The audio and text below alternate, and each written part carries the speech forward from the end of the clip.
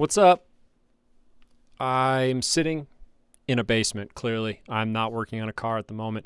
I wanted to do a quick summary before we dive into the things that you're going to need to accomplish. From a software and electrical perspective, here's the things you're going to need to know. And I'm going to start with the software stuff. So you're going to need a CEM Flash. The CEM Flash is basically going to make the car a manual, so it gets rid of the park indicator. It'll remove the transmission controller, so you won't have any faults for the TCM being missing, and then the ECU Flash as well. So the ECU Flash is going to change the mapping to allow the engine to drop revs more quickly and just generally improve the overall aspect, manual shifting feel of the car. So to do the ECU Flash, to do the CEM Flash, you're going to need a DICE. DICE is a little module. It's a CAN communication module that's going to communicate with the car and with a piece of software that you have on your laptop. These things can be had for around $100.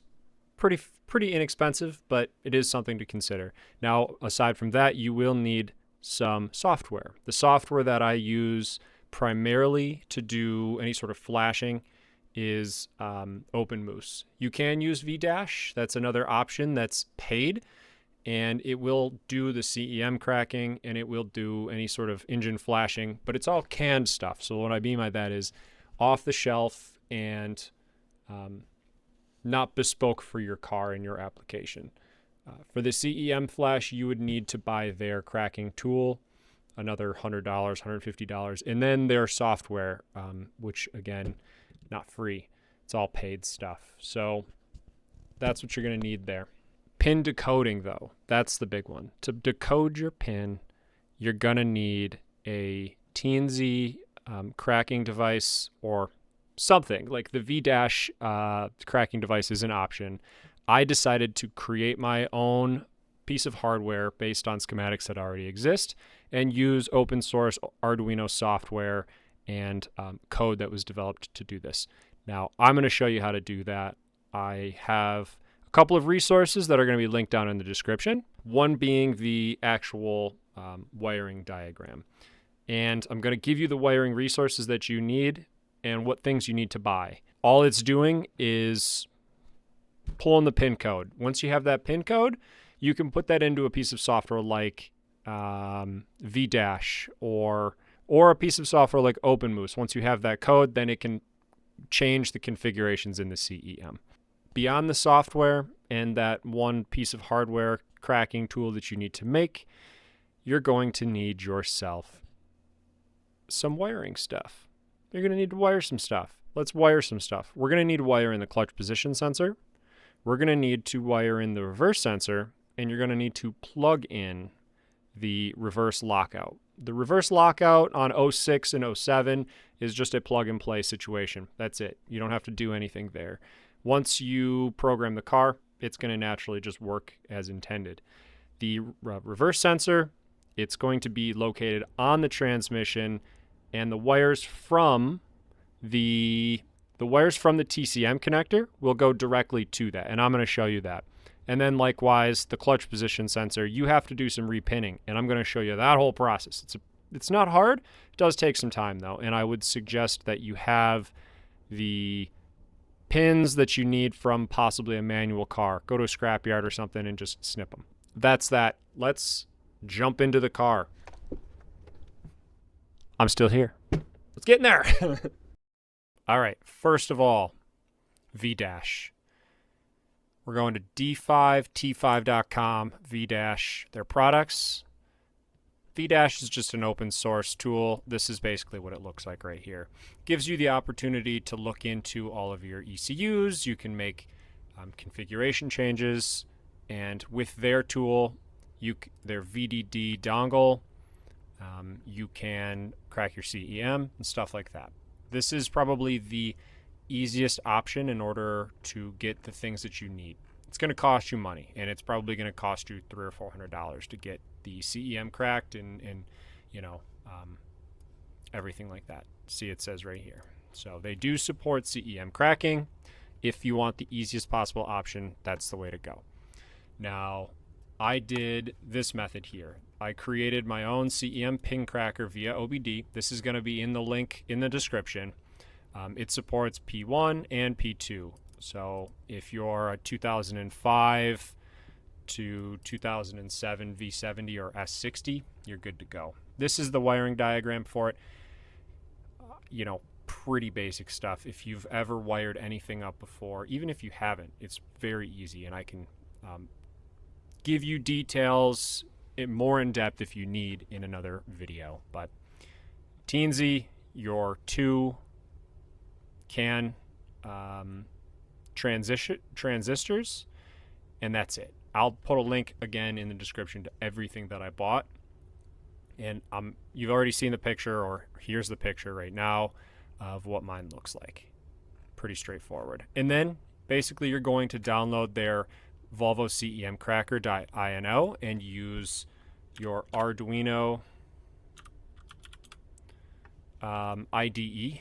So I don't have it installed in this computer, but if you go to Arduino IDE software right here, you're going to download this and watch a quick tutorial on how to use this. Here's some more information for you. Go into your wiki. Teensy 4CAN device. It's got all the information you need on the right. Let's go home.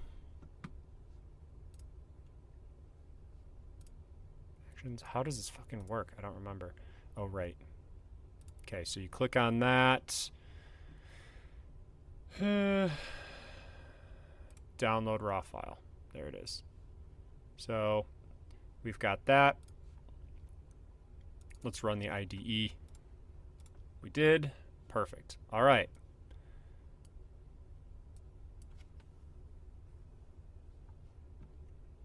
Let's open.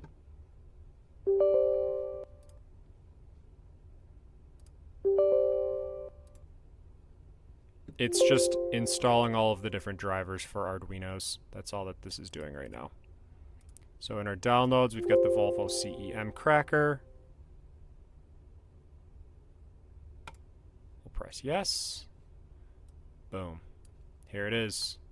Now what you do, plug in your newly created Teensy, or your Teensy device, and you're going to connect it with one of the board options here, and then upload. You'll upload it to the board, and then you're running this in your car. It doesn't need to be connected to your computer, but it can be.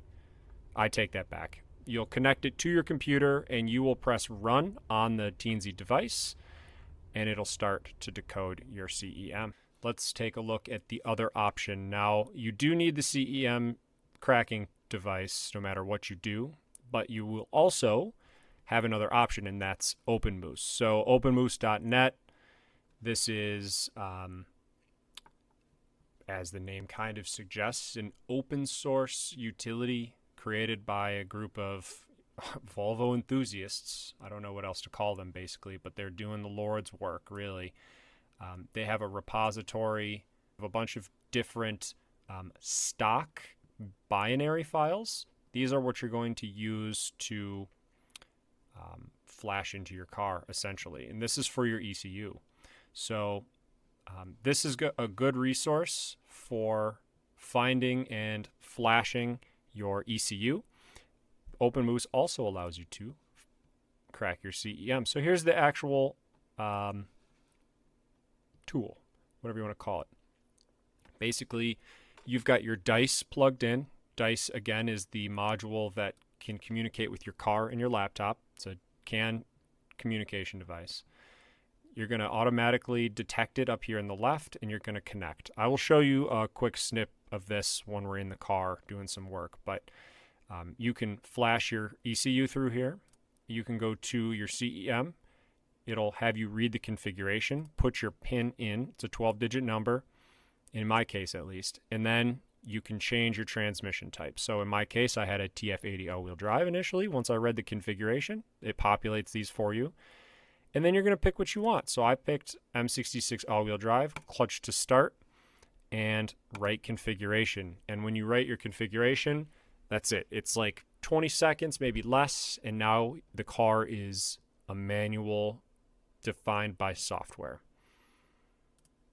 You can do data logging through this application as well, and then you can use an application like I use Megalog Viewer to actually read the, look at the logs, and you can use something like Tuner Pro with a definition file in XDF. You can actually make calibration changes. That'll be for a later video. But that's the information you're going to need right off the bat. So let's jump into some shit in the car. All right, so the car's on. Go ahead and turn the headlights off. We got a battery charger on it just to tend the battery because it is going to be, the car's on, throttle body's moving, stuff's happening. Even the fan is on right now, which is dumb. But anyway, so we're connected. You can see it says disconnect. If I was to hit that, then it won't be connected to the ECU anymore. And I can add a file. If I go flash ECU, it's going to ask me for a binary file. We're going to go VR, initial tune, and S1. There it is. Checksums updated. Yes. And it's flashing. Should only take around 60 seconds, I think, or maybe it was 90, I can't remember. All right, so I flashed it. The car went into, I should have showed you, that was stupid. But anyway, you press flash with the car in position 2. So position 2 is the following. You're gonna put the key in, you're gonna turn it all the way until the car turns on. That's position 2.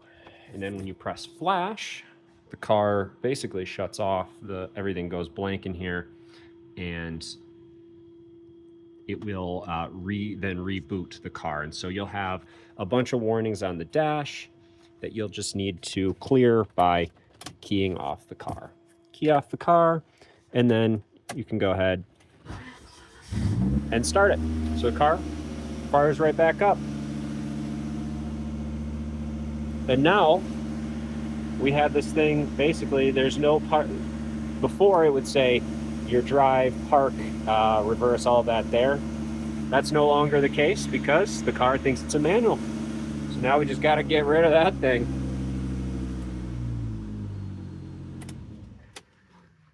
Right, so let's look at the CEM tab now. I'm going to make a config change so you can see that. We're going to go ahead and put the car into position 2 once again. And we're going to read the config. Because we're connected to the ECU still. So let's disconnect from the ECU, and we'll go ahead and read the config in the CEM, right? So it gives me the part number, and I'm going to click that to get the vehicle info. And so now this will all populate. The car is now an M66 all-wheel drive because that's what I picked.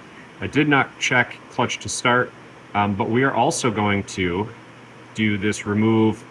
We're going to go to active roll control instead of 4C, which is going to remove the warning I have on my dash because of missing 4C. So right now, transmission service required.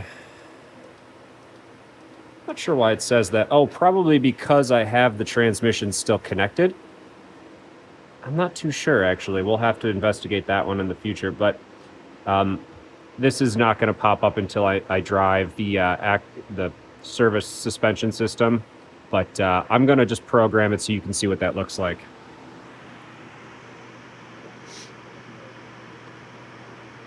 So we're going to go ahead and pick active roll control. Let's just check the pin for the sake of it, even though we know this is good. Pin accepted, good to go. And we're going to write this config. So tool open. Pin accepted, the car shut itself off briefly, turned back on. We've got a bunch of faults on the dash, which is no problem. Programming was successful. Let's just go ahead and turn this car off real quick, back to position 2. And we don't have really the ability of checking to see if, there we go. Anti-skid service and transmission service required. I don't know why that's on there. Well, let's start. It does. Yeah, and we have anti-skid. All right, something's not right. Let's take a look. A few notes here on the Teensy device that we're going to be making. So if you read the schematic up here, it's going to have you use a 12 volt to 5 DC-DC converter, and that's to avoid like crosstalk from the Arduino getting power from the computer. I actually just used power from the computer, so I completely omitted this 5 volt rail and just used a normal USB cable to my Teensy. So I would give that a go if I were you, just to avoid any confusion and or like frying a board like I did the first try. So you got your Arduino IDE. You can plug in your Teensy device. You're going to need a Teensy 4.0, and you can get the latest Arduino IDE from Arduino's website. You're going to want to, when you plug this thing in, go over to your device settings, your device manager rather, go to ports and look for which device has just been plugged in. In my case, it's the COM5. And you're going to come over here in Tools and go to COM5 as your port. Conversely, you can just press, if it's auto detecting it, which it probably won't because you will have not plugged, you will not have the firmware just yet, but you can go to COM5, or if it's populating, COM5 serial with Teensy. And then board, it's not going to populate. What you're going to want to do is come over to your preferences, file preferences, and plop in the .json additional board managers URLs. That'll be in the description. Plop that in there, press OK. And then on the left-hand side over here, you can go to board managers and search for Teensy. Install that, and it will allow you then to have the connectivity to your Teensy device. You'll now have the firmware. So drop in the code from GitHub into your IDE, and you can verify it. It's going to compile. Just basically running through all the lines just to make sure everything makes sense. Once it's compiled, it should automatically upload to your Teensy. There's a little white button on it. You can hit that too. That should allow you to connect. And then the program runs, and you can plug this thing in while it's connected to your computer, assuming you've wired it up correctly, to your OBD port on your car. And once you press the button on the Teensy, it will enter the manual programming mode, and it'll shut your CEM down into boot mode and go through the steps. And I think in my case, it took a couple of hours. So just be patient, put a battery charger on it, and give her a go. All right, we're running the CEM decoder script. I'll show a link in the description for this particular link. I built their schematic, which involves basically just a Teensy. It's a small little Arduino device, two CAN communication devices, some really shitty wiring, and then an OBD port connector. And you obviously have to have a PC, but it's running. So it's running the script right now, and it's coming up with the candidates list for my CEM pin. Once it's finished, it will populate the pin for my CEM, and apparently I'll be able to utilize that on VDASH or whatever your crack device of choice is, to then make configuration changes. So this is the first step in manual swapping. So in order to wire up the clutch position sensor, we do need to pull the ECU box so we can get underneath to the wiring, to the back side to wire, pop in a couple of different wires on the back side of this. So I'm going to start pulling this thing out. I was playing around with it off camera for a minute to see if I could figure it out. I was not able to, but we're going to get it. I am confident. So there's two clips. It looks like only two. We got one here and one here, and that holds the box together, but I'm not sure if this is actually like meant to come out easily. Certainly doesn't seem like it. Well, just got kind of jimmy it out of here. There we go. Nice. Okay. There's the ECU. The ECU is held in by a couple of clips. Yeah, just like that. All right. You just don't want to break this if you can, obviously. Yeah, that's working.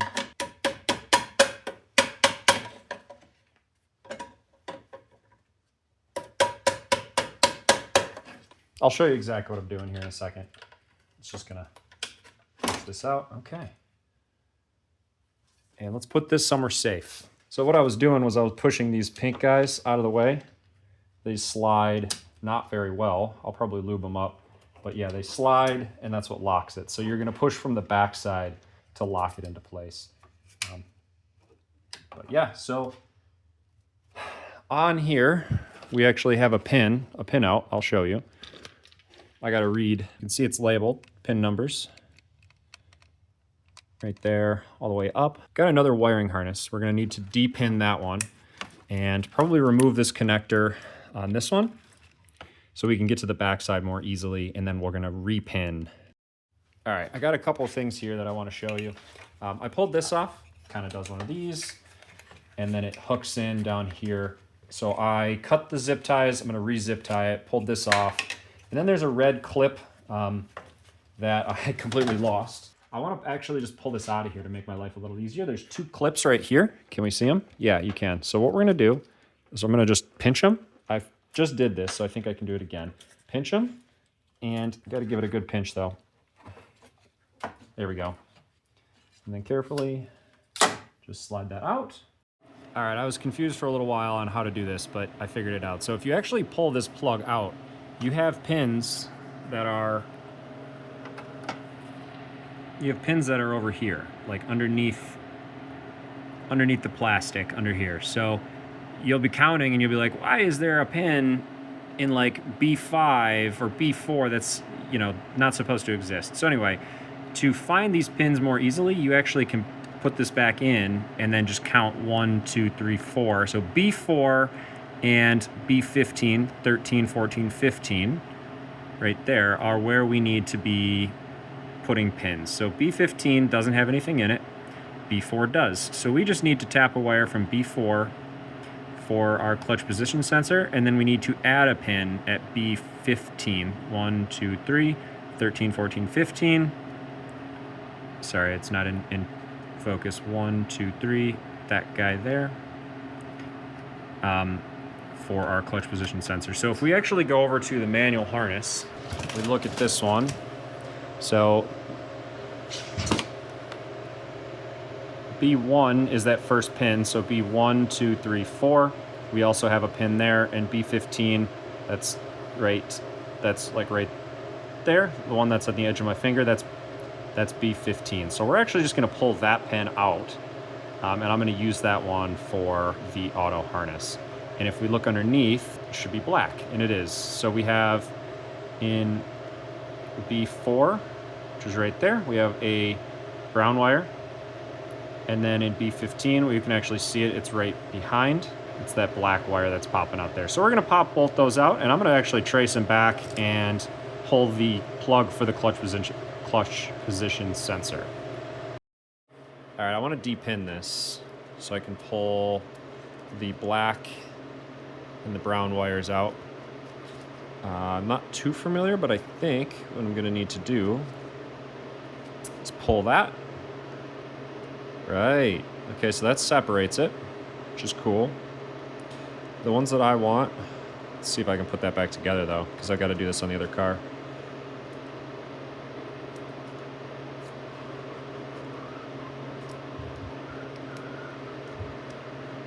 Yep, okay. Just as long as we keep it in the right orientation. Boop.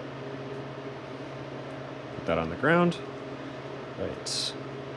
So I need the black and the brown. This will actually be pretty straightforward, I think. All we need to do, I got my little depin tool, but I don't think you really even need it. what we're going to do on the side here, it's like a little tab. You push up, you push in on this. It's like a little depressed tab, and then you should be able to just pull it right out. Looks like you got to do it twice. Get stuck halfway down.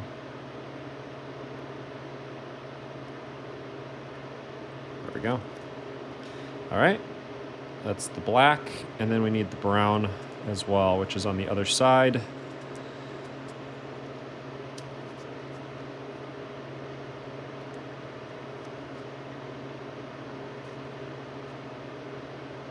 Technically, I don't think we need the brown, but I'm grabbing it anyway. And there it is. That's how you do that. Okay, so now I've got the black and brown. I really just wanted this section of wiring. I don't think I really need it, but... and then this is teed. This goes to something else in the manual car as well. I don't remember what it is, but I'll check it out real quick before I snip this. But and then I'm going to transfer this wiring. I've got to resolder the ends back together because I clipped them, like I said, but this is the connector. So that's what's going to be going into the car. I want to get this one out of here as well. I think. Yep, you just give it a little pry. Just be careful, don't go crazy, but there's just two little tabs. Yeah, right here. It's just a little tiny little tab. Can't even see it, but it's right there. What I want to do next, I'm going to actually pull the brown wire out. So I'm going to push in this tab right here. Sorry about the hand. I'm not trying to intentionally bleed on camera, but that's the... Uh-oh.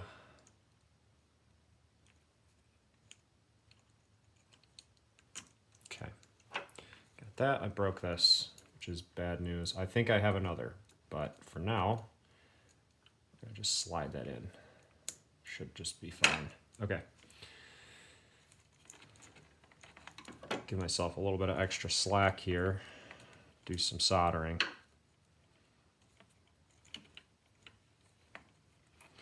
Alrighty.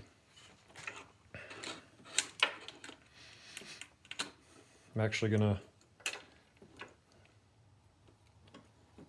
These are actually not the same color wire, which is interesting. I would expect them to be the same, but they're not. All right, we don't need this thing. This is the end that goes into the harness. We don't need that. What we do need is to go ahead and get that off there. And then I do need to cut this one as well, which I am not dying to do, I guess. Doesn't sound like something I'm super interested, but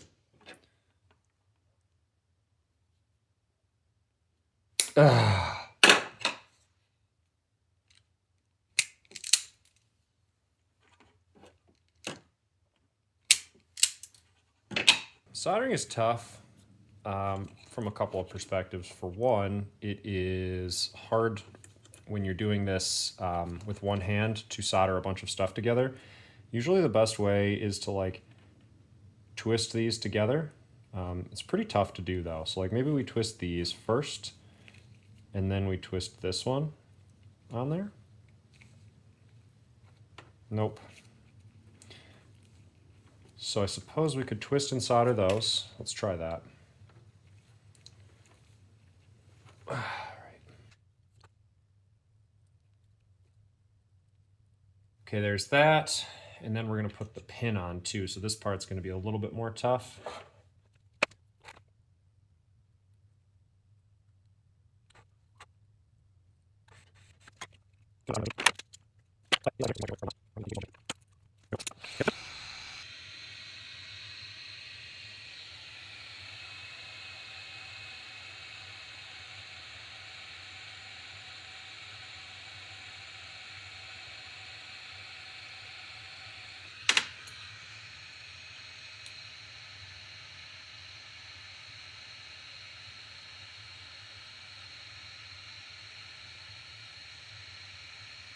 Okay.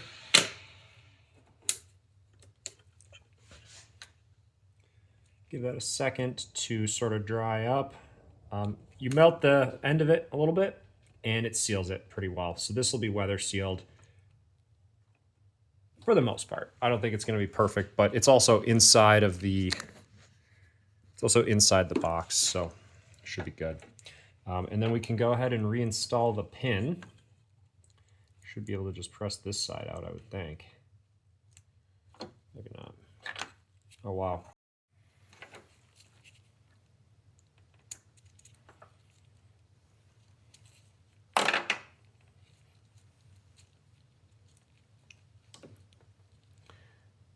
So pin 4, that's 1, 2, 3, 4.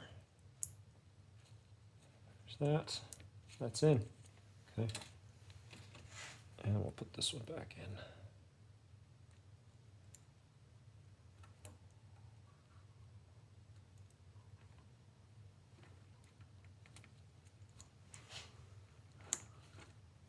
in. Okay. Cool. So I'm going to put this back in place. I want to make sure that I got the pins right in the right location. I think we already confirmed 15, but 4. I am prone to making mistakes. I want to double check. Okay. Got 1, 2. I'll point with this. 1, 1, 2, 3, 4. Yep, there's definitely a pin in there. And then 13, 14, 15. Pin 15 and pin 4. That is correct. What I need to do now is then solder the connector back onto this side and then run this through the front of the dash, which is going to mean I need to pull out all of that cowling and then run it up and under where the CEM is. Got the wires run for the clutch position sensor. I did not feel like routing through this cable routing box and this this guy here.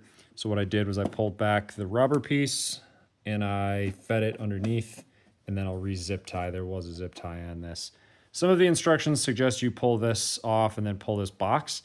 There's no reason to. The method that I used was, this is actually a piece of shifter wire from my mountain bike. So it's got this little end on it. And what I did was I just taped the end of the wire here to this, and then I fed this end through and I fished it, through the interior, came out, and then I pulled it through. Easy enough. Do whatever you want to do. That was how I found out how to do it. And then I routed it through here. I'm going to tuck it up and make it real nice and zip tie it to stuff down here. And that's it. Clutch position sensor is done. And now we just go ahead and wire in the neutral reverse selector, and that'll be done too. My reverse sensor is actually broken. It's bad. I tested it as it was in neutral. It's supposed to just basically close the circuit and then you can do a continuity test. Mine is not functioning at all. So I have a new one on the way. I'm going to wire it in anyway in preparation for that. Otherwise, that's the wiring. The wiring is done. There is a couple of forms. This is something that I wanted to bring up. There were a few posts that suggest, and I believe this is for 2004 and 2005, possibly, but I definitely know 2004.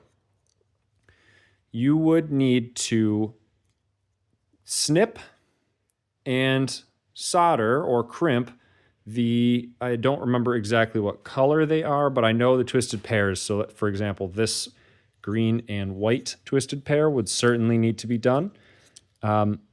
2006 does not require that. The electrical architecture has moved on with the TF80SCs. You no longer need to terminate these CAN circuits. You can leave them open. There's no circuit checks once it's a manual for those particular circuits. So this is all you got to do just for the reverse selector. And then tuck your wires away. So that's the wiring. I mean, all things considered, the wiring was very easy. You guys can certainly do this. The hardest part is depinning, but honestly, it's not that tough. Just take your time. All right, and here we have the clutch position sensor plugged in. Here's the clutch position sensor itself and the wire that we just plumbed You can see it coming from, it's probably not possible to see it exactly. It comes from behind the CEM. When you're running that trace wire through the cable, if you decide to go that route, you'll just have to stick your hand up in there and pull that wire back. So I've got the twisted pair that goes to the clutch position sensor itself, and that green multi-pin connector is plugged in there. All right,